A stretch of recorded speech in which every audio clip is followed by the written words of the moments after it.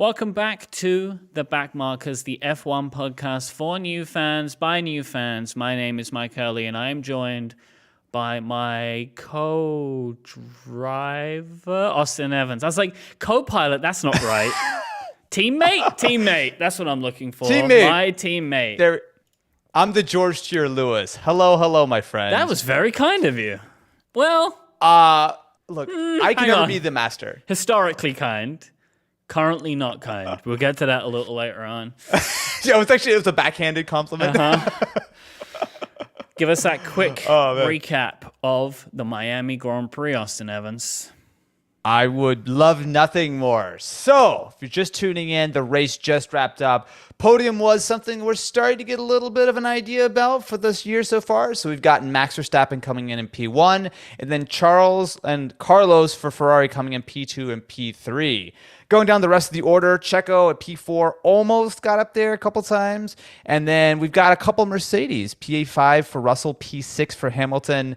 And then we've got Valtteri Bottas for Alfa at P7. We've got Esteban Ocon P8, Alonso P9, although asterisk, maybe still potential penalties. Yep. And our buddy Alex Albon for P10. Yeah, baby! Woo! Yeah. Okay, so that was... To sum up my initial thought of that race, it's like a couple of the other races we've seen this year, where exciting, super boring, exciting right at the end, right? Which has been a weird kind of trend. Like normally when you see a 7-second gap between P1 and P2, halfway through the race, you figure it's going to be over. But consistently we're getting either a safety car or some weather or something. This has really been spicing things up. Yeah, so obviously we're going to break down the race, but I want to give a bit of context because this is a race worthy of some context because it was the first race of the season in America, in North America this year, and is the first ever race in Miami. Miami making its way to the calendar. This is a multi-year expectation, right? It's a multi-year deal with Miami. Yeah, I had heard one of the commentators say 10 years. Okay. I'm not entirely sure if that's correct, but certainly it seems like it's a long-term kind of deal, which is exciting because, of course, we've gone from having no races in the U.S. for several years. I think between, 2006 and 2012 or whatever. Austin came on. It's been around for a good while now. And then back-to-back, we've got the very first Miami Grand Prix, which means that there's 2 U.S. races. And then next year, we will also have Las Vegas added to the calendar, which, if it's anything like Miami, and I definitely expect it kind of will be, talk about a party. This whole experience between having it built around the stadium and the slightly suspicious quality of the track that they threw together in a parking lot. I mean, take it or leave it. But It seemed like this thing was nothing but a massive party. Fun from the outside, although not fun if you're Martin Brundle trying to do a grid walk and getting shut down by everyone and smashed it. Like that was. I didn't see it. Oh, you missed it? No, but I didn't turn it on. I was doing something just before the race today. But when I tuned in, Crofty was saying that Brundle was trending on Twitter. So I went and looked it up and saw lots of memes. Poor Martin Brundle. Oh, it was rough because the thing was, he was trying to walk through, and the grid walks are usually pretty busy, but it was unbelievably packed, and he kept trying to grab people. I think he grabbed the wrong person at some point, but it was just literally just shoulder to shoulder. I mean, look, I'm excited that this is such an exciting race, but man, that looked uncomfortable. I was one of those few times I had to look away. I was cringing way too hard watching it. I'm pleased I didn't see it. I wasn't cringing at that race though. There was some racing, right? I was a little afraid going into this that it was not going to be the most exciting track, but there was some good moments. There was some overtaking under the overpass. It was so weird. I spotted it because I watched some of practice and some of and all of qualifying this weekend. To see regular road traffic next to a Formula One race was very strange. That looked very, very weird. The whole thing is so weird because, for context, it was built around the Hard Rock Stadium in Miami, which is the Miami Dolphins, the NFL team's stadium. And so I know that before the actual race was fully confirmed, they've been trying to put this on for a couple of years. There was a lot of sort of discussion about where the track would be. And originally it was going to be on some public roads and kind of go around, or I think even at some point people were trying to make it go through the stadium. As far as I know, there was a lot of pushback from the local residents who actually right up until a week or two ago were still protesting and suing and trying to get the race canceled due to noise or whatever annoying people want to cancel people's fun for. But basically the way that the track has ended up now is that it is entirely on the Dolphins sort of, or the Hard Rock Stadium's kind of property, which means that obviously they were fairly limited, right? You can't go and do any of the like Long Beach Grand Prix or any of that kind of stuff. We actually have like, proper real roads, but it seems like they did a pretty good job of actually making it an interesting place to be. And talk about an interesting spot. You got the fake marina. You've got, like you said, the traffic. I don't know if you saw, but on the way back from the or to the podium, it was just crazy. Like the police escort and like Christian Horner was in the way. Like that seemed a little wacky. Hopefully they get that smoothed out for next year. Yeah, that wasn't great. I thought I'd heard, maybe this is about a different course, that this is not the plan forever. That this was how they've done it this year, but that there is an expectation of a more permanent setup than basically covering the parking lot of the stadium. But I don't remember. Yeah. Maybe that might have been about a different circuit. But I seem to remember that being a thing of like it's not necessarily what they're going to do, go forever, basically. I think there's actually a fair bit of flexibility on the way they do it next year, because this almost everything that you see for the race today was temporarily put up and will be taken down before the end, or I guess the beginning of the NFL season here in a few months.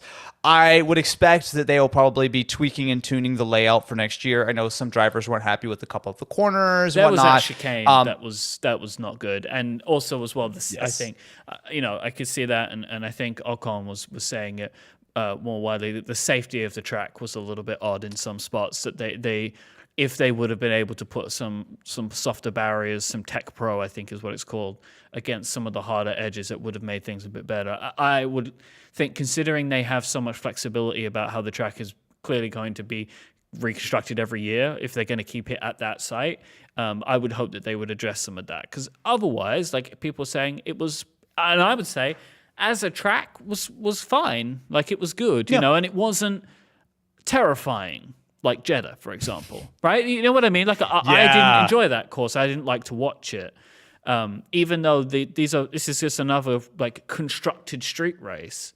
I think it was only that one area where in free practice I think we lost 3 cars in that one area.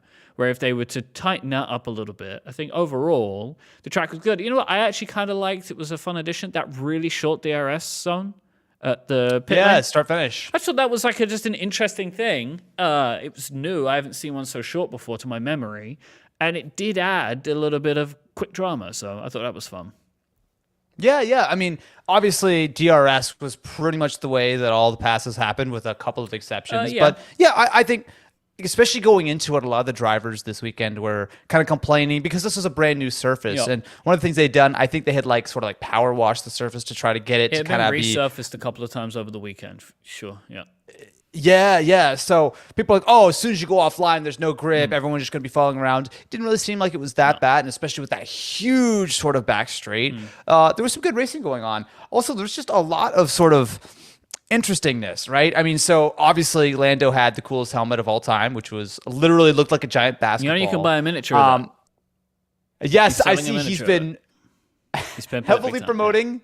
Because I don't know how this works specifically, but that Lando is selling that through his own website. Like that doesn't go through McLaren. I assume the helmets belong to the drivers, I guess, right? I'm not entirely sure. I think drivers certainly have. They have a lot of say over the design, right? So I would. I'm just going to assume that the helmet designs are the driver's choice. Not completely, I would think so. Yeah. But yeah, I liked that. I liked. It didn't get as much because of Lando. Didn't get much attention. Daniel Ricciardo had an Ace Ventura Pet Detective themed helmet, and the Mercedes, and I think it was one other team. Were carrying different colors to livery this weekend. I really enjoyed all of that. I wish that teams did more of that. Like, I think they're doing it this time because, there is a big push. I think understandably to make F1 a big deal this weekend. There has been a lot of promotion I've been seeing, right? Like in American media, all the late night talk shows and stuff. And it seems like it's working. Like, this combined with Drive to Survive, more US races is boosting the sport. I don't know if you can speak much to that. Like, I don't know if you've seen much difference. Absolutely. Okay. Yeah, so it really feels like over the last few years, the excitement on F1 has done nothing but grow. And it's been helped, of course, by the fact that we've had a couple of really great seasons, especially last year. Yeah. But on top of that, it's one of those things that Formula One for decades has tried to really break into the American market. And it seems like thanks to Drive to Survive, it just keeps growing and growing and growing. And I know that most people I knew, like Formula what? Oh, that European thing, like even a few years ago. Now it is very common to just see like, oh, I'm excited for the race, or you see it on TV or whatever. It was also since the US broadcast is typically done on ESPN. It's usually done at like 6 a.m. or whatever. But this is actually done on ABC, which is one of the main broadcast networks. Also some interesting stuff there as far as the TV rights. There's a whole thing about like, I think it's going to change in the US for next year. And apparently, I'm not sure, don't quote me on this, but apparently with ESPN, they have the rights right now, and like they got them for free or something because no one cared about Formula One like 3 years ago or something. Yeah. So it seems like things are dramatically ramping up, and the Miami race looked like it was an incredibly popular venue. But, man, okay, so Mike, on top of the ridiculous amount of sort of hype around this event, all the celebrities, Pierre Gasly chilling with Michael Jordan, no big deal. There was actually a lot to talk about on track as well. Lewis, there was like a picture of Lewis with Jordan, David Beckham, and Tom Brady, the four of them together. Wow, goats on goats. Yeah, it was. That was pretty intense. But sorry, what were you gonna say? Oh, I was just saying, on top of all the excitement, I feel like we've had so much to dig into around the race. There's also a lot that happened on track, starting, like you said earlier, there was a lot of action in practice sessions and qualifying. And I mean, I don't know the exact number off the top of my head, but quite a few people found the barrier, none more so than Esteban Ocon, who completely cracked his chassis. I think it was in FP3 yesterday, right? Yes, that was why he started at the very back today, except for those that were in the pits. I didn't see what happened to the Aston Martins. Do you know why they were starting from the pits today? Yeah, so both Aston Martins had relatively good qualifying. However, there was something about their fuel was too cool. So actually, this is something I didn't even know until today. Apparently, too cool, man. It's too cool. So apparently, all F1 teams try to cool the fuel as much as they can before they put it in the vehicle, which supposedly helps with like horsepower and just, being better or something. However, I guess Aston Martin, because it was such a hot day, they chilled the fuel too much. And apparently there's like a minimum temperature the fuel has to hit. And I guess because they had already pumped it in the car, they didn't have time to pump it all out and get back to the grid or whatever. And they knew that they were going to, if they tried to enter the race without doing it, they were either going to get disqualified or something. There was some nonsense there. So basically, they just decided to take the L straight off the bat and start for the pit lane by pumping the fuel out and warming it up. It all seemed really weird and technical. It happened at the last minute. But one of those technicalities, although I guess to be fair, last year, Seb did lose a podium due to some other fuel-related shenanigans. Yeah, so they probably didn't want to risk it too much. But yeah, that was what happened like 3 or 4 minutes before the race started. Okay. So the race started. Max took the lead early. He took it, I think, on the first DRS-enabled lap, right? Like, he was getting close to him prior. Like, they took it very early in the race, I think. It was within the first, 5 or 10 laps.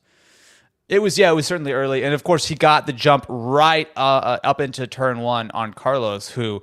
it was a brave move from Max watching that replay. Like, he just fully sent it and trusted Carlos to not run straight into the side of him. I mean, but it's what he does, Max right? ran.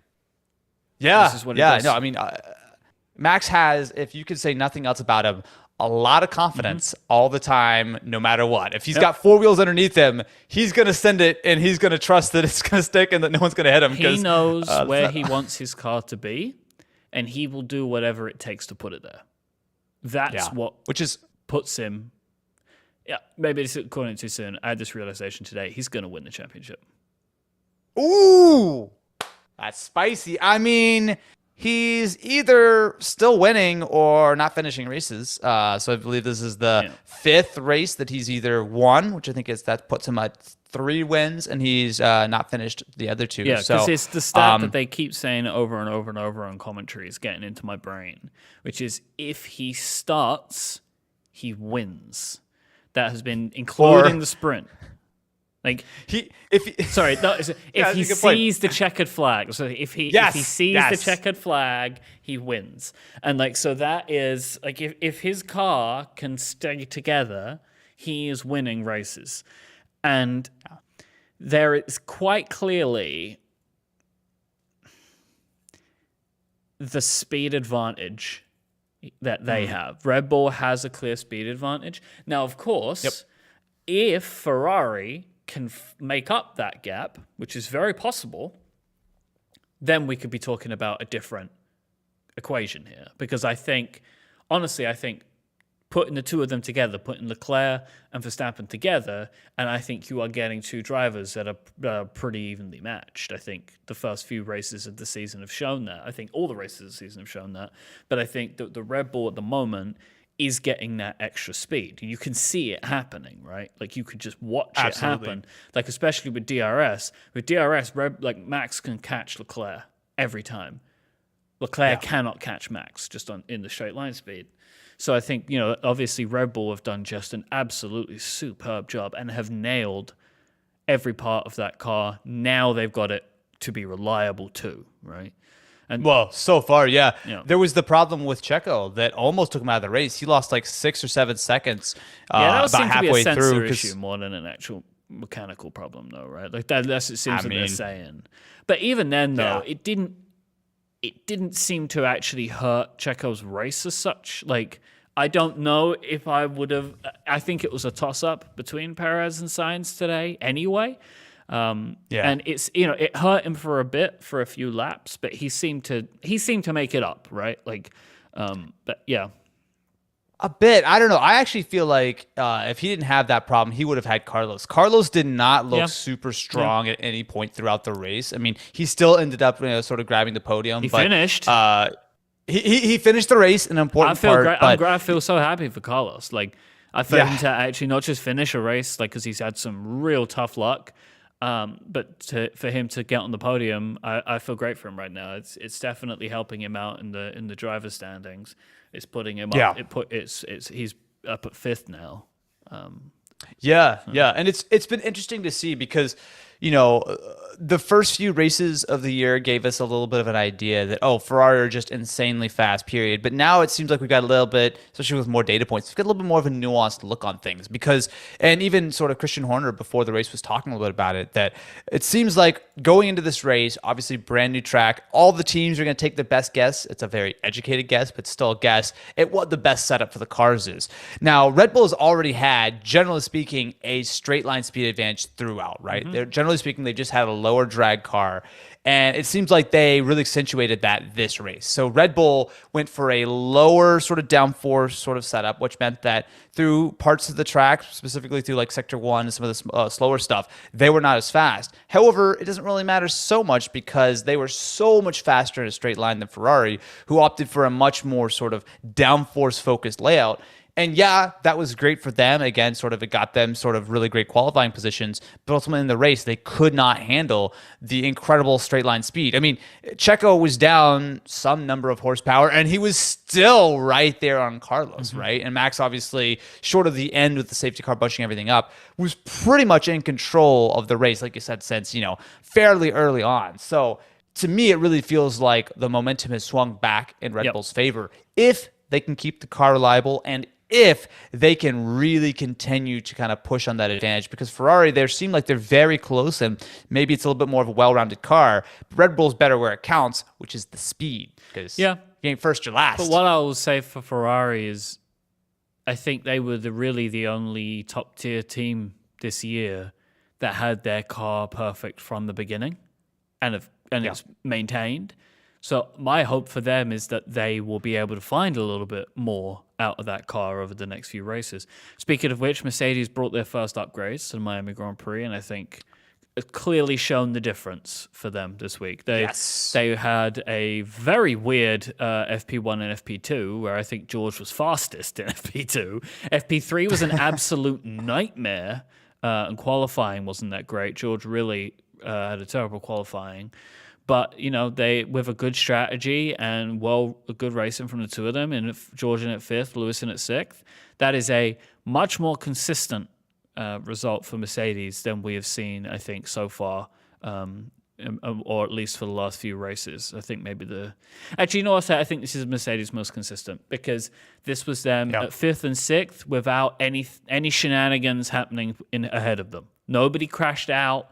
Right, no one had nothing terrible happened. Right, that in theory would have really affected them. The DNFs that we did have, I don't think would have been ahead of them anyway. So I think that this was definitely their best performance. And I will take. I felt sorry for Lewis, and also thought he was being a bit ridiculous, complaining about how strategy messed him over. It's like I could see it from both sides. From his perspective, the strategy messed him up again. He lost out to George on strategy again. However, they are on completely different strategies based on the fact that George was all the way back in 12th. So they played it perfect. They were banking on there being some kind of accident, which was definitely the way to think. So they put George on the hard. He had a terrible start to the race, just really bad, because it obviously took a while for those tires to come to life. But then by halfway through the race, he's setting his best sectors, and then he was lucky to get that the safety car, which we'll talk about in a minute, and it put him in the perfect position to go on. And I loved seeing the two of them fight against each other. It was really great. It was really, really great action. And I'm also, honestly, I was pleased that happened. I was pleased that team orders weren't needed to be given, because it just would have been a bad look, right? For Lewis to be told to get out of the way for George. It's no one wants that. Right, no one wants to do that. Course. Letting the two of them to fight out against each other. But it's I could hear in Lewis the frustration, which I understand. But at the same time, it's you guys were on completely different strategies. This was always the plan. You wouldn't have wanted to be on those hard tires based on where you were starting, right? Yeah. I think it's clear that George has been doing terrific this season. George And is mind you, the best. I love him. He's having such a fantastic season. Absolutely. And mind you, George has had far better luck than Lewis, which I think kind of flatters that comparison a little bit, because, you look at the straight points and the results, it seems like Lewis is just getting absolutely destroyed by George. However, in reality, while I think George has been performing really well and probably a little bit better than Lewis, it's nowhere near that huge chasm of, again, it's multiple times now that George caught a really lucky safety car. He had the messy qualifying and whatnot. But it's clear that Mercedes, while they're still nowhere near where they really ought to be up there fighting with the Red Bulls and the Ferraris, are in much better shape to actually be at least, very least, best of the rest in P3, right? I don't think... Look, I've got the drivers' standings in front of me now, right? I've got them up against us. So George is still in 4th with 59 points. Sergio's 3rd with 66. A lot can still change, for everyone, right? But as I keep talking about this, we're only 5 races in. We've got 17, 18 races left to go in the calendar. A lot can still change for everybody's season, and a lot can still change for Mercedes too. There's a gap. There is a 60-point gap nearly between them and Red Bull right now, and Ferrari, because they're both really tight. But this is, as I keep going back to the fact that they have been able to complete the races with both drivers for every single race so far this season, which is something Ferrari and Red Bull have not been able to do. A lot could still change between here and there in both the constructors and the drivers. If Mercedes can start to get a handle on that car, we're just going to have to wait and see. It's good. It's in some ways, it's nice to see that Mercedes clearly took a step forward this weekend. However, it also in equal parts is a little concerning that they seem to take that huge step forward in FP2 and then almost immediately were completely nowhere and had a super messy qualifying. It seems like there's clear potential in the Mercedes. They obviously have excellent drivers and an excellent team around it, but it seems like they're constantly confused as to what is going on. The car is great. It's terrible. It's in the middle. It's so inconsistent. And as a racing driver, if you're being tossed around, being porpoising all over the place, trying to pick your braking points, I can't imagine how difficult it is to really build the confidence in the car that you need. When you're braking from over 200 miles an hour, as you're bouncing up and down and trusting that the car is going to stop and make the turn exactly the way you expect, lap after lap, it's tough, right? So it's good to see them take a step. I think they probably need 2 or 3 more of those steps to really be back on the pace. Oh, yeah. My just kind of thought is that in the time it takes them to take a couple more steps, Red Bull and Ferrari will be just that much farther down the road. Yeah, I think by the end of the season, they'll be back in race winning contention, but it won't be enough to make any meaning. Like, what I'll say, I think at a minimum, by the end of the season, Mercedes are back into podium contention, race winning contention, but it might be too late. Like, I think that's the minimum. My hope would be that within the next couple of races, we could start to see a different car, but that's just my hope talking. But realistically, I just can't imagine them going for the rest of the entire season without making some kind of meaningful step. But we'll see. Yeah, I agree. Rough race for Lando Norris. Oh, It was just a bad race in general for McLaren. They had a bad race. Yeah. Again, I don't know what happened. They seem to have they were doing pretty decent in free practice and in qualifying. It was, it was okay for them. It wasn't a disaster. And it all just seemed to fall apart. And then Lando took a very unlucky/lucky accident. So, he was hit by Gasly, hit real hard, and he span a bunch and miraculously avoided all the walls. Yeah, I mean, clearly damage to the car, damage to his ego, maybe. Watching the replays, I've seen it a few times now. I don't understand what Pierre was doing. He seemed like he kind of got offline and then flustered and then just sort of swung wide and then cut the other way and then come back across, completely missing Lando. It seemed like he was maybe even on the radio. I'm kind of actually surprised that Pierre didn't get a penalty for that. That seemed like straight up like he ruined Lando's race. Well, he was driving erratically. Right? Who knows? Right? Like McLaren might make some kind of contest. I don't know, but I don't know, man. It's one of those things where sometimes penalties seem so nebulous. They kind of get tossed around. Generally speaking, this year hasn't been too bad. But I look at something like that. That is one of the most egregious things of you're literally all over the place, off the track, on the track, not paying attention, and you basically force someone else and wipe them out. I mean, look, I love Pierre. I really do think he is an incredibly high caliber of driver. That was one of the most sloppy mistakes I've ever seen him make. I don't understand what was going on, which is tough. Mind you, I don't think it ultimately ended up mattering that much for either of them because clearly Pierre was not really going anywhere this race. I mean, AlphaTauri were nowhere. Yuki was like at the back almost immediately. And on top of that, Lando, I mean, I would think it's probably better to crash out than get a P16 or P17. There really didn't seem like there were a whole lot of points. Maybe because salvaged a P10 or something at the end since Danny Rick was able to come up. But rough race for them. And it does seem like McLaren are very much almost kind of like Mercedes in some ways, where it's like sometimes they've got the pace, they've got it figured out. Other times they're absolutely nowhere and they don't really know what they're doing. It just seemed like for McLaren this week, they were just slow. Like this track didn't suit them, that something was going on. They just weren't fast. Gambit in the chat's kind of mentioning that Lando had mentioned that it was a racing incident in the interviews. Maybe Lando hadn't seen Pierre's cameras because what it looked like is Pierre Gasly wasn't paying attention. I don't know. I don't know. I really don't understand what Pierre was doing. I really don't get he went so far off. If he was having a car problem, that makes more sense. But looking at the replay a couple times, it just looked like he just went wide and then went way too wide. Was taking a second to collect it up and just wasn't paying attention. Which fair enough. Obviously, there's not great visibility, but super strange. Super strange. I think I missed this, but Yuki is ahead of Pierre in the Drivers' Championship so far this year. 10 points for Yuki, 6 for Pierre. That's weird. Well, I think because wasn't Yuki the only one who finished the first race? Because Pierre's car caught on fire there. I think unreliability has been a little bit stronger for Pierre, I believe. And I know Yuki had a great race last time out, but yeah, it's wild, my friend. How about the lucky people in this race, though, right? Having that safety car at the end, I think, was a huge help because at that point, there were a number of drivers who had not pitted yet. And of course, if you're new to Formula One, you have to change your tires at least once in the race, unless it's a wet race, which it almost seemed like it was going to be for a second. But it was super, super lucky for people like George, people like Ocon, just being able to get a much cheaper pit stop and saving a ton of time. And realistically, the only reason George was able to beat Lewis was because he got incredibly lucky being able to go long on those hards, swap over to fresh tires, and be right there on it towards the end. Lewis, whereas it's the only reason he was coming in at fifth. I don't think George would have been able to get into the top 10 or very far into the top 10 without that. And look, it wasn't just luck; it was strategy from Mercedes, right?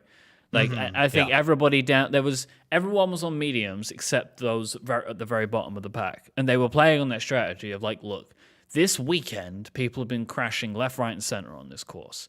We're going to have a safety car, is the theory, right? So we'll just get, and also as well, I'll say it was George Russell as well was getting involved on that strategy. They were asking him, right, what do you want to do? And he's like, I want to keep going. I reckon there's going to be a safety car. Let me keep going, right? And so, like, George definitely made an excellent call today. It wasn't luck as such. There is luck, there's fortune, I would say, that plays into those that make that decision, right? But they also could have tried to Albon it, right? He could have tried to go like right to the end. Who knows, right? But it ended up working out just perfectly for George, and they took advantage of what they needed to. And again as well, like to play a strategy like that right, he had to have a race that specifically catered to that. He had to be easy on those tires. So I think all in all, it ended up playing very well for them and the strategy that Mercedes set. But there's definitely some fortune in there. Alex Albon picking up a point. I gotta say, I'm a big fan of the changes to the Williams livery. Yeah, they have an actual sponsor. No, see, they did have. See, this is interesting. So Duracell signed on with them a couple of weeks before the season begun. And it just said Duracell on the side of the car. And I was very disappointed because I was like, there are interesting things you could do with Duracell's colors, right? The black and kind of bronzy gold. And then in Imola, they didn't have any sponsors on the car. Which is wild. And there were two reasons for this. For weight savings? Well, I think they changed. The weight savings was they were putting more carbon fiber on the body of the car. And I think that was a late addition. So they had to cut, it looked like cut into what they had. They didn't have the livery ready to put back on the car. And they also were saying it was visibility of the sponsors was another thing that they were struggling with, so it was sponsors off. So, and I think what they've done with Duracell is like, we're really sorry. How about we make you an incredibly prominent part of the car livery design now? But I think it looks great. Like up on the top, like what is that area called above the head? Like that intake, atop the head. The intake, yeah. It looks shaped like a battery, and now it's a Duracell battery. I think it looks great. Like it's one of my favorite like integrations of a brand into a car that we've got this year. It's close with the chrome wheels for me on the McLaren. Yeah. I think it looks really great, and I just feel happy for Williams having like an actual real sponsor, and then Alex to keep pulling those points in. And again, as we mentioned, as we are recording, Alex finished 10th, so getting 1 point. But there were potentially, I'm not sure if anything's changed yet, of some penalties potentially for Alonso, which could bump Albon up a bit.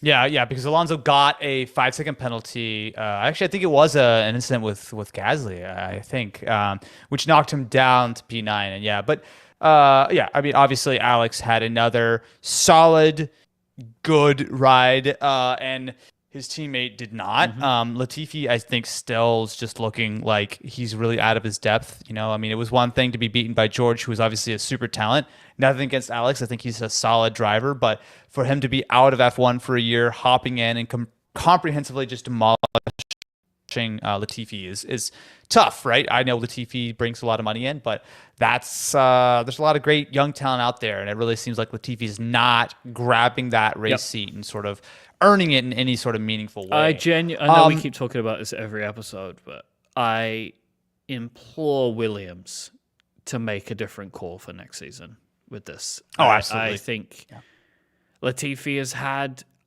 enough of a run at this point. And Williams have made lots of tough decisions with their driver lineup. They made a great decision with Alex, and look what you can get.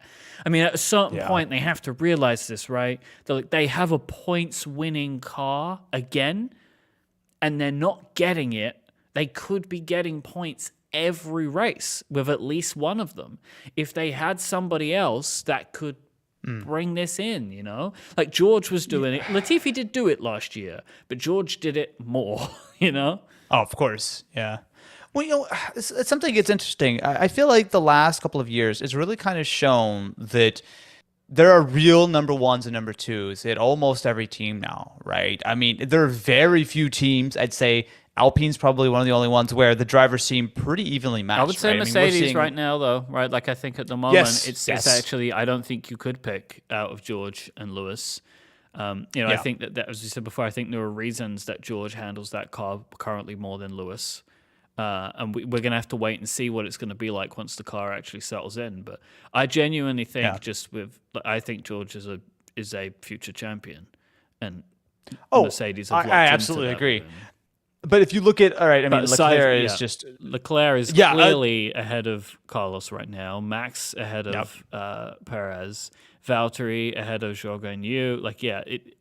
And I know that Yuki is currently ahead of Pierre, but Pierre is the better driver by and large. Yeah. Right. So you can go down the whole list. You're right. That's a good insight. Yeah. It's just one of those things where it's always the conversation about, the car is incredibly important, and you could put Lewis Hamilton in a Williams and he still might not score points, right? As you see, sometimes Lewis is not scoring points in a crappy Mercedes, right? Like the cars make the difference. However, what we're seeing is new tracks, an entirely new type of car, and you're really sort of seeing, I don't want to say like the cream rising to the crop, but where's Daniel versus Lando, right? Lando has been really, really sort of taking the fight to Daniel and making it almost a little difficult to see McLaren sort of re-signing Ricciardo again for next year. Like, it's just interesting to see the dynamics between the teams and the teammates, and moments like, oh, dude, like it was so sad to see. I was rooting for Mick so much. He was doing so well. He was up there, and then not only does he not get a point, but runs blatantly into probably his best friend on the grid, Seb, and just what an absolute nightmare was that. Like, that was heartbreaking. That was heartbreaking. And Mick sounded so sad too, like in a way that drivers don't usually sound. Like, I don't mean this disparagingly, but he sounded young in that moment. Like he actually sounded like he kind of like sunk into himself a little bit, and it made him sound like, it's like, oh no. It was heartbreaking. It was heartbreaking. I was really rooting for him. Because, look, like everyone, I think, I want to see Schumacher do well. Like, just, you know what I mean? Like, just to see that name continue to mean something big. And he is having consistently good performances at the moment, right? Like, by and large, it's like you can see it was one, not consistent, but you can see these moments in him where you're like, oh yeah, you know what? I think you might be able to do this. Like today, he was better. He raced a better race than Magnussen did, right? Like he but like he was like, pushing past, and he was making his move, and it was a shame. It was a real shame. Yeah, absolutely. I mean, it's just one of those things where you can be amazing 99% of the race. You have one colossal failure like that, which again, I mean, it's tough, blah, blah, blah. But like, he very clearly misjudged that situation and just plowed right into Seb. I mean, I don't know if you saw how high up in the air Seb's car actually went with sort of properly airborne. Like, that's just tough. I mean, and it's a simple single mistake, and that he won't make it again. But also, you see with a lot of these guys, and of course, confidence, I think, is a big one, right? Confidence is absolutely what you need. You need to completely trust the car, completely trust the drivers around you, the track, all these kind of things to get the most out of your vehicle. And when you see, obviously, Mick's not a rookie anymore, but he's still only in his second sort of season. You make a mistake like that, that stings. That's going to make you that little voice in the back of your head, like, should I really send it next time he goes out? Like, it's tough. It's tough. So, yeah, man. What seemed like it was going to be a very boring, simple, placid race ended up actually having a lot more excitement than I was afraid, 20 minutes before the checkered flag fell. All right, this episode is brought to you by our friends over at Mint Mobile. Families come in all shapes and sizes, and the variety isn't always reflected in the big wireless companies' family plans. That's why Mint Mobile decided to shake up the wireless industry with their brand new modern family plan. Each line starts at $15 a month, and you only need 2 lines to get started. No matter how big or small your family is, you deserve to save on your wireless service. For people who don't like getting their phone bill, Mint Mobile offers premium wireless for just $15 a month. Mint Mobile gives you the best rate whether you're buying for one or for a family, and at Mint, families start at 2 lines. All plans come with unlimited talk and text plus high-speed data delivered on the nation's largest 5G network. Plus, Mint Mobile's modern family plan lets you mix and match data plans so everyone gets the amount of data that's right for them. This is so cool and something I know I would benefit from, right? Like if everybody was just at the same price level, but you can tailor it to meet everyone's needs, I think that's super cool. It would save me money and hassle and time and aggravation. You can use your own. Absolutely. Yeah, I know, right? You can use your own phone with any Mint Mobile plan and keep your same phone number along with all your existing contacts. So switch to Mint Mobile and get premium wireless service. To get your new wireless plan for $15 a month, including the modern family plan, go to mintmobile.com/backmarkers. That's mintmobile.com/backmarkers. Go there right now. Cut your bill to $15 a month at mintmobile.com/backmarkers.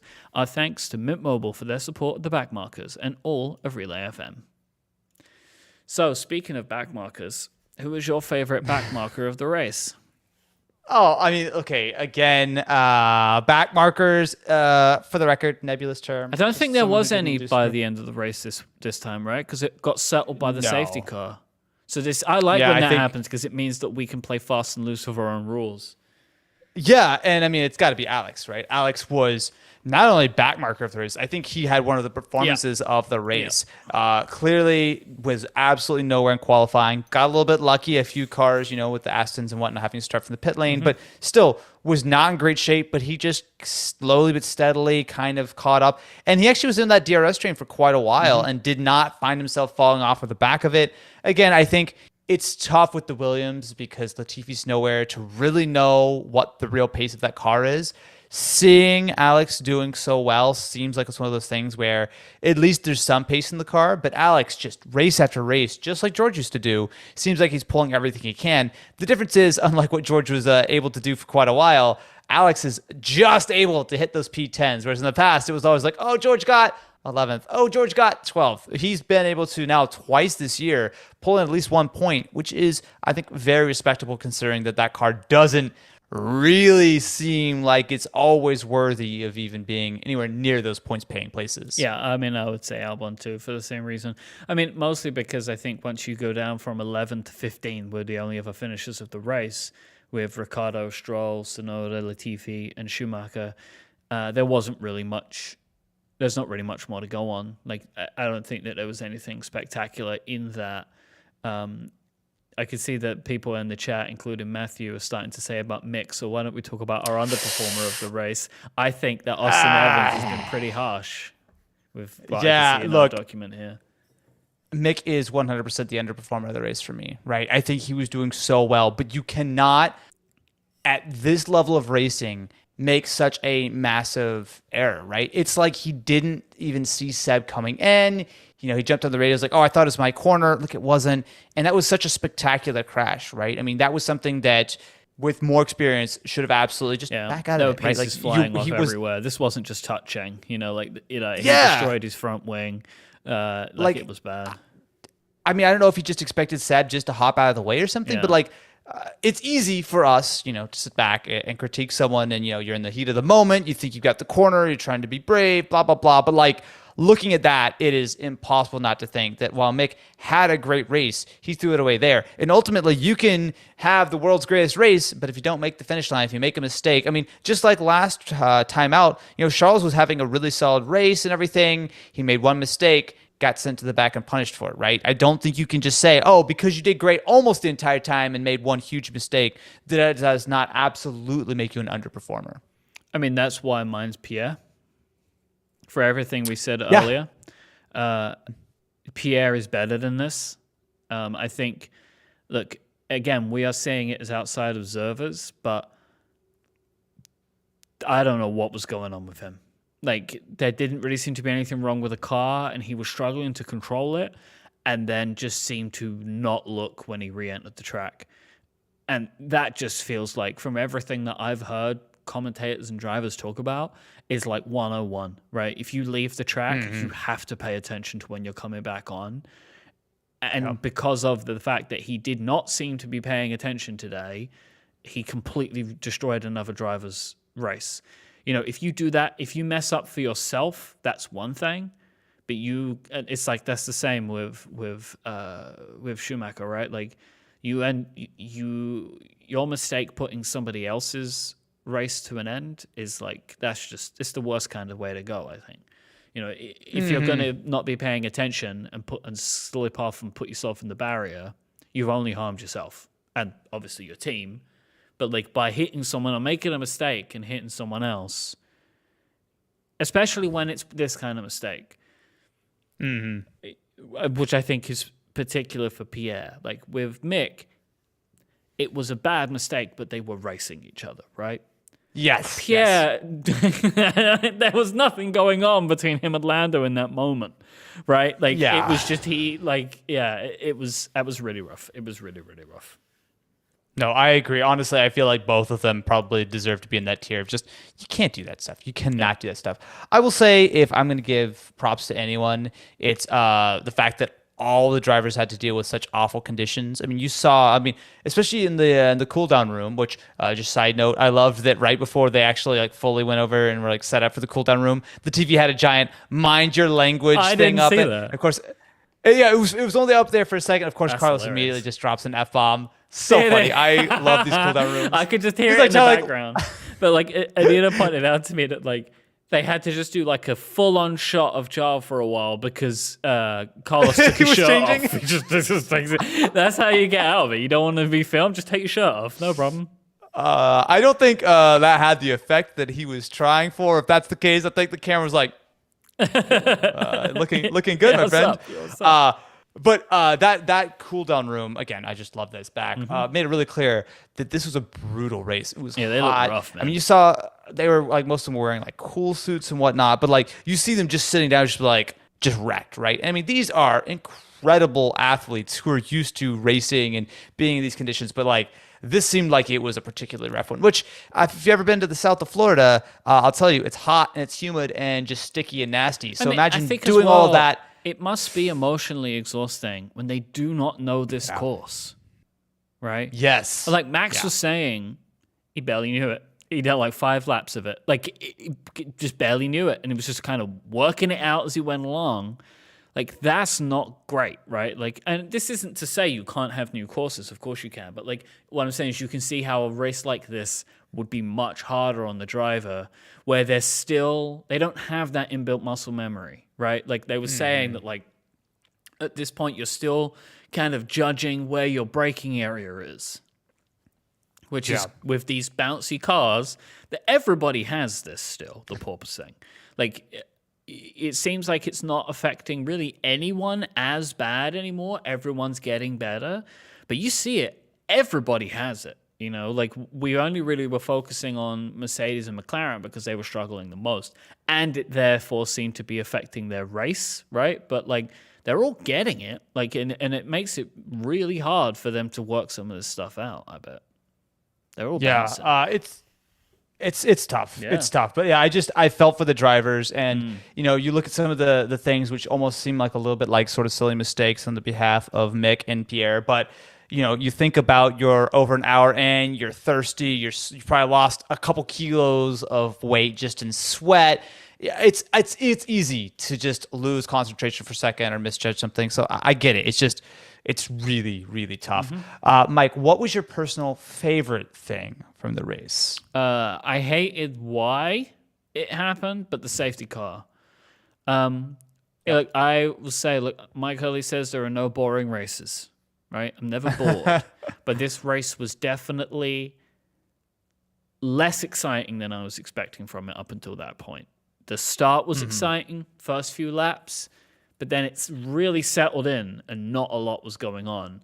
And I think we were all expecting there to be a little more fireworks. So What that did was kind of what I was hoping would happen is it brought the track back together again, and then some more interesting stuff was playing out. I just wanted to say about this because it's reminding me of something with a safety car. This is probably my own, I would say, ridiculous and controversial opinion. I wished every safety car restart was a standing start. Yeah. I just like I'd be standing so done with starts. that. I love standing starts. It's where the most excitement is. It doesn't make any sense. This is completely unfair to basically every driver. But Mike Hurley would like if every race restart was a full-on race restart because it would just be fun. But there's like that makes everything worse for everyone except me and what I like out of racing. I love standing starts. I could not agree more. Who cares about what these drivers think or these teams? I want entertainment. I also want to see everyone do a demolition derby after the race and see who the real like extra point goes to. Look, one it's more an entertainment point for the only car standing. 1 point. That's what you're giving them. All right, fair enough. Oh, dude. I mean, for me, outside of the future demolition derby 2023, I'm gonna definitely buy tickets to that. Hey, the more we the push fact into the American market, the closer we get to the likelihood of demolition derby in Formula One. look, if you see an ad for a NASCAR race, they don't show the cars going fast; they show the crashes. I'm just saying, Formula One. We're watching you. For me, favorite part of the race was just the fact that it did get spicy again, right? Similar to kind of what you said here with the safety car. It's been a trend where like these cars, and if you're a new Formula One fan, it's easy to not appreciate it. These cars can follow so much better than the past. Half of the races from this year that we have seen would not have been anywhere near as exciting if we were in 2021 cars because the cars just could not follow, right? Like you just lose so much downforce. It would just destroy your tires. Like the fact that last year was such a legendary season was absolutely in spite of the fact that the cars were not in any way really designed to race well. They were designed to leave each other behind and, be way And what ahead, would right? happen again this if you're year, new is like, so it wasn't a speed thing. They could get close to each other and they would for attacking, but your car would start to get hot, your tires would start to degrade. So at a certain point, you would have to ease off for a bit and attack again. Like that's what you would see for the first, second positions. But what we're getting in this season, which is great because we do have a great top two, right, where they are fighting a lot, is we're seeing like for 5 laps, the last 5 laps, Leclerc is on Verstappen's tail. Right, he didn't get to do the work, but that has actually this year proven for a lot of great moments because they have been doing that work against each other in the final laps of the race. Where in previous years, you maybe would have got 1 or 2, and then they would have had to pull off, and that would have been it.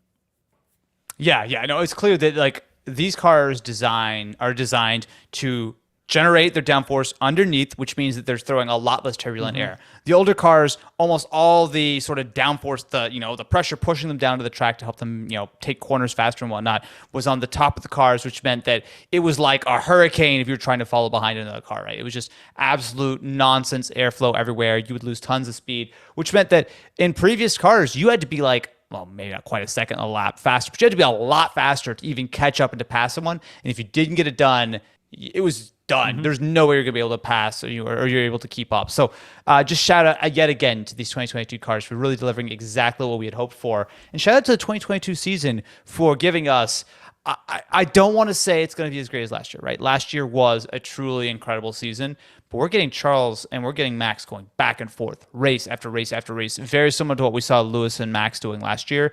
And if this keeps up and the cars stay level, woo! We're going to be in for it, my friends. We're going to be in for it. All right, well, let's see if it will keep up. So we're back. Is it 2 weeks?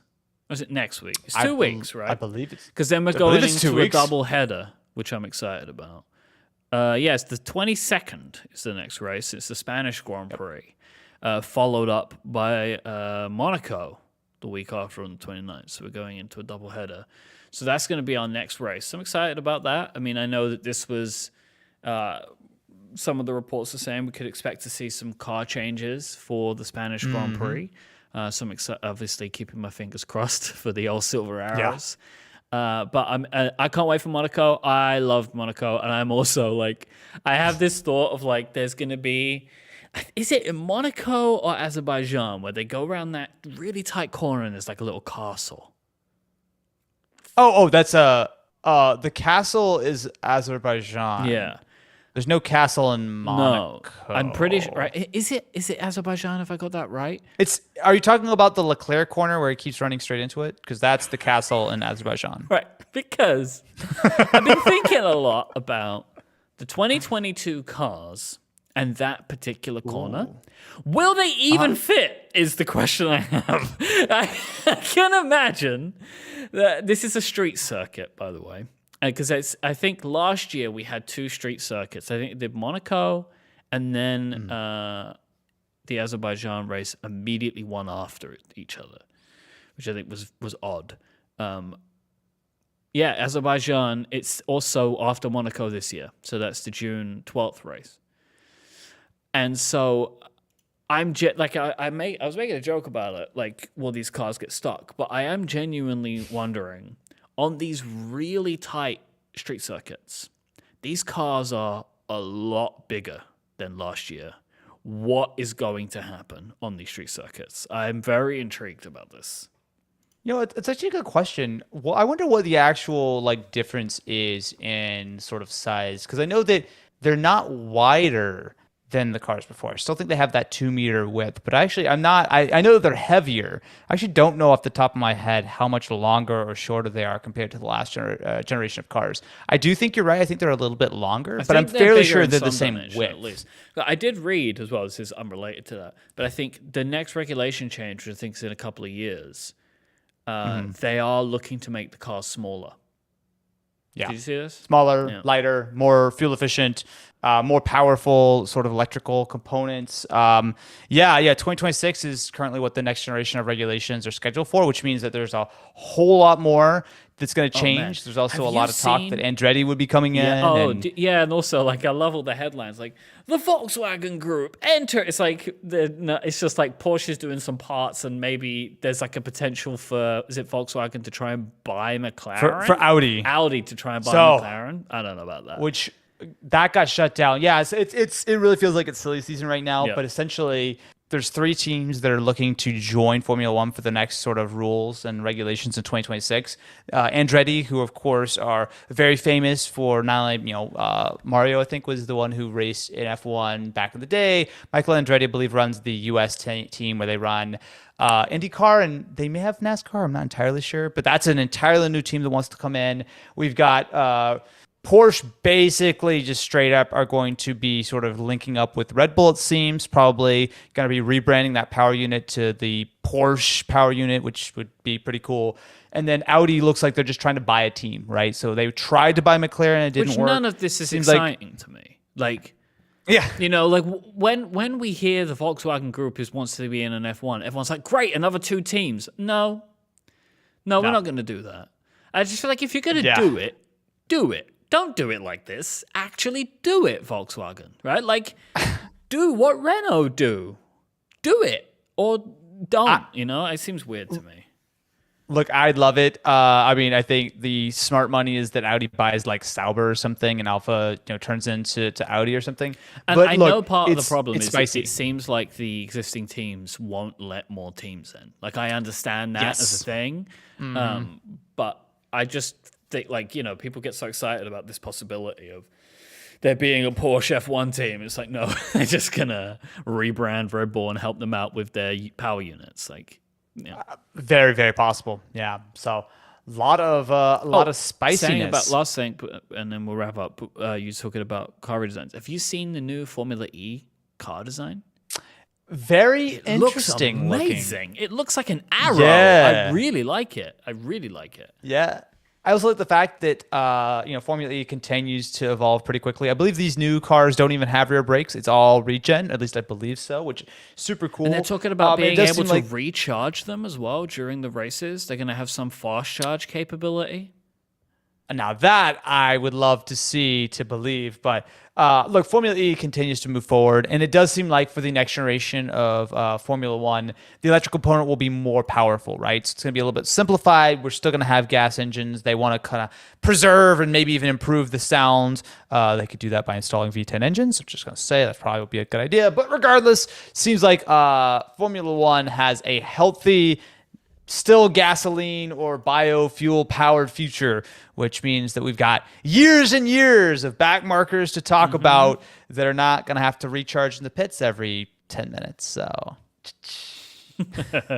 all right. As we mentioned before, if you want to hang out with us, and you can always come and do that, and we record live as soon as we can after every race on YouTube. You can go to backmarkers.live where you can get to our YouTube page. You can watch the video on demand version of the recording, but also watch us live there. In the video on demand version, so like what we put up on YouTube, there is a kind of post-show hangout and Q&A with people that come in and check us out live. So if you do hear the show, if you listen to the show, thank you so much. If you do want an audio version, you can find that at backmarkers.fm. It's a great way to get that. But if you do want that little bit extra where we kind of hang out, you can check out the YouTube videos as well. I don't think I've ever said this before seriously, but if you are enjoying the show, please like the videos, subscribe if you haven't, and share it with a friend.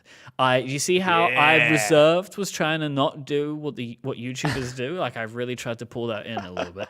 And I would also ask, audio listeners, we love you, right? We try our best to make the show fantastic for you. Could you also just go and do all of that as well? Just go subscribe on YouTube and just press like on every video. Would love that. That would be awesome. Actually, Mike, I'll say if you could watch with 100% retention every one of the videos, that helps me if more. You could just put it on and mute us in a tab, also great. No. Also listen to it and but they're already listening on the audio, button. Right? So like if you've already heard the audio, you can listen again if you want to, but you don't need to, Just we appreciate your support in any way, big or small. And thank you very much. We'll see you in 2 weeks in Spain. Oh my God, I'm not allowing that. That is not what we're going to say. We will see you again in 2 weeks when we are in, I'm trying to find out where it is. It is the Barcelona. It's the Gran Premio de España 2022. Spain, here we come. All right, we can stop the little recording. Perfect. That was fun. Thanks to everyone in the chat for hopping in. Honestly, a bunch of you guys actually had some really good stuff throughout. So thank you very much for some of the we really appreciate the corrections and whatnot. We really appreciate I'm gonna get this uploading to Dropbox. Mike, the pro YouTuber. I know. Look at me. It wasn't really pro YouTuber though, right? Like I didn't really do a good job. I just. You got to sell on ring-a-linging the dingling button. Yeah, you see, right? You got to sell it. I refuse to say that. Mike, why do you refuse to be a successful YouTuber? That's true. I don't get it. I just can't. I can't bring myself to do it. You just can't. You cannot do it. Well, look. All I know is that I just kind of keeping an eye on the live recording. I believe that we actually hit our peak viewers on the live show at any one time since we started. Oh, really? So shout out to everyone. Hey, that's fantastic. I'd have to actually. Yeah, I have to check the actual analytics. I'm sure it's helped that this is at a reasonable time for the US and not a completely awful time for the UK. But thanks to everyone who's joined us live. I'm going to get this uploading to Dropbox so Mike doesn't yell at me because the podcast is late. And then maybe we'll hit some questions up. There is something I with saw here, Super Snipper. How long until someone besides Max or Charles wins? I actually think that could happen within the next 2 weeks because the street circuits are so weird. Yeah. I mean, the next 2 races. About who would be there? I mean, I think honestly, outside of Ferrari and Red Bull, actually, I think I'm going to say George. I think George seems like the most likely to happen. But just from like my perspective, last year, it needs to happen for George in the next 2 races because then my prediction's correct. My prediction is I vote George Russell will win next out. wins a Grand Prix in the first 7 races. Yeah. That was a bold prediction. I'd love to see it, though. It wasn't, though, right? When I made it, It wasn't.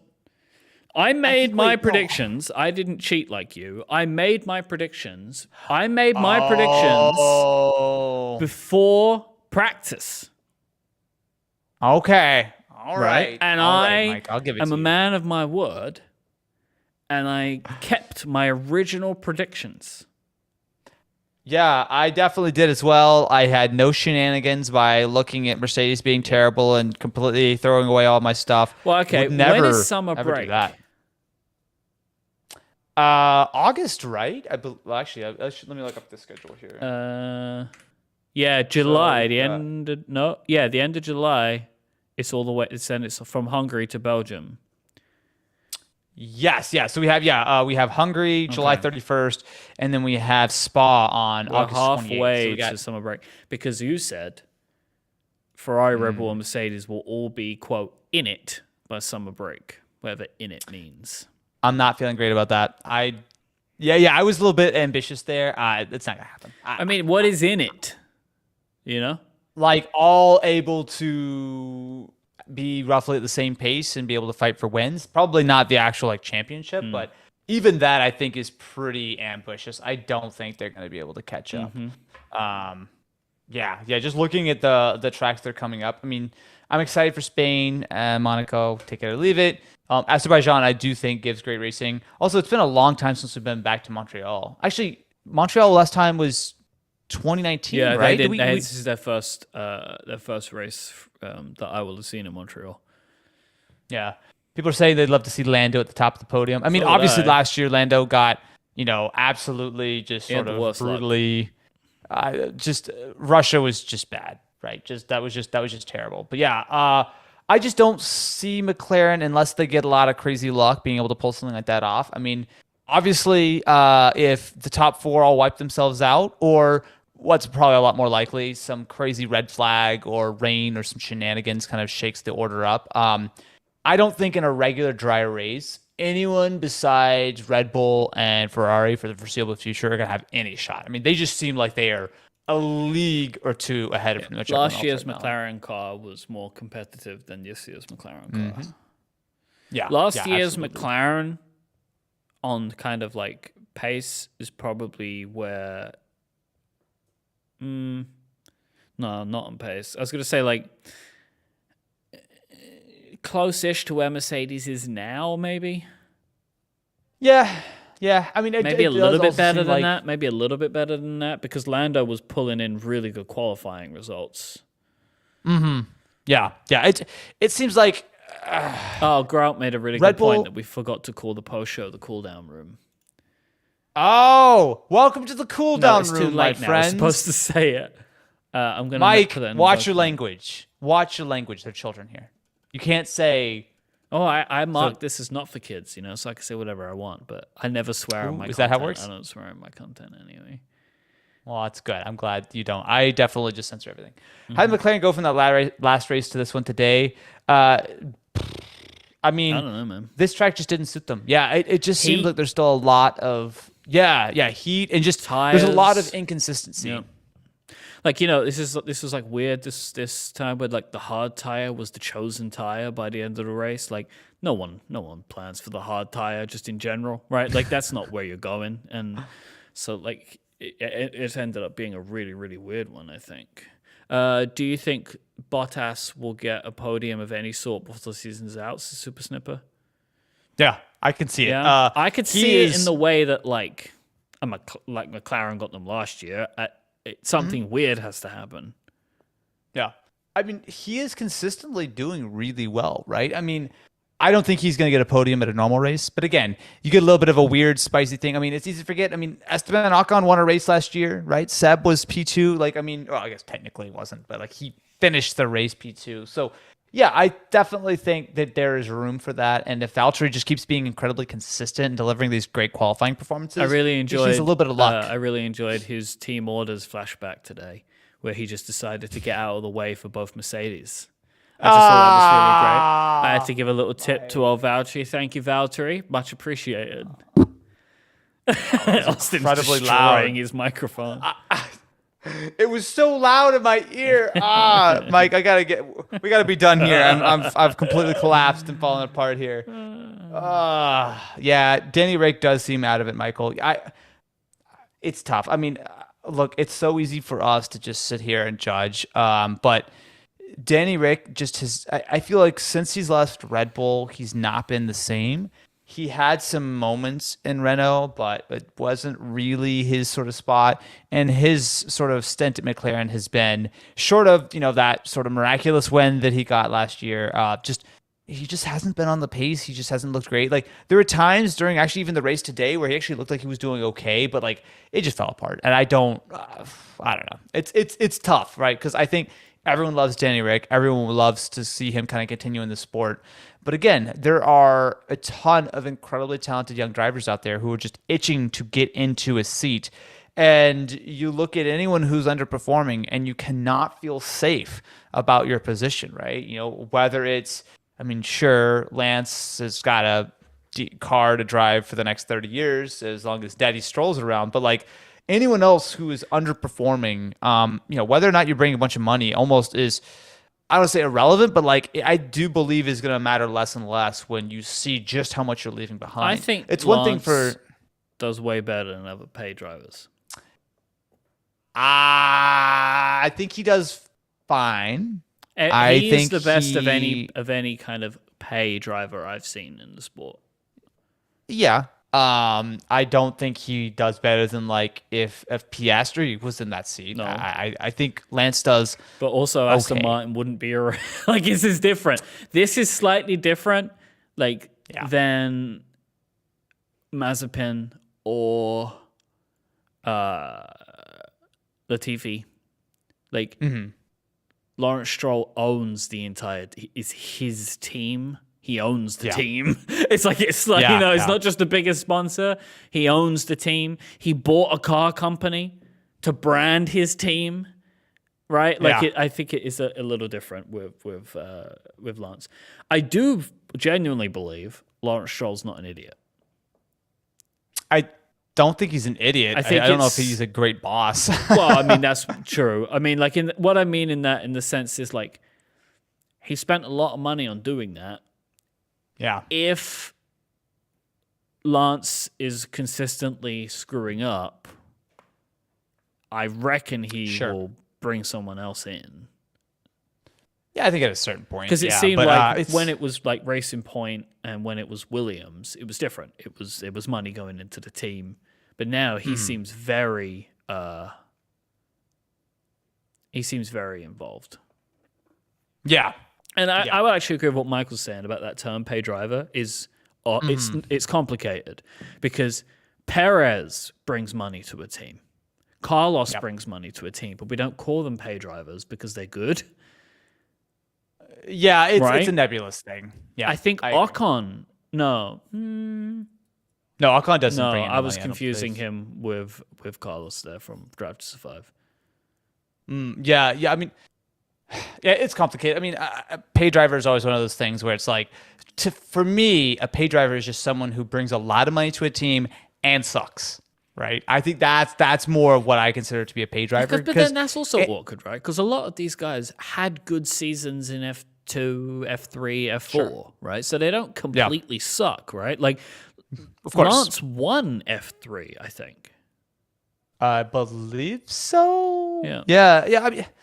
I don't know. It's just one of those things. Mick won an F2 season, but I don't think you can call him a pay driver. But also, I don't think anyone is looking at Mick and being like, "Oh man, Mick definitely one of the absolute best drivers on the grid." Yeah. I think he's got potential. He's working on it, but like he's not, blowing people away. Like you see the true talents, like when Lewis first came in, you see like Max coming in, you see Leclerc, like.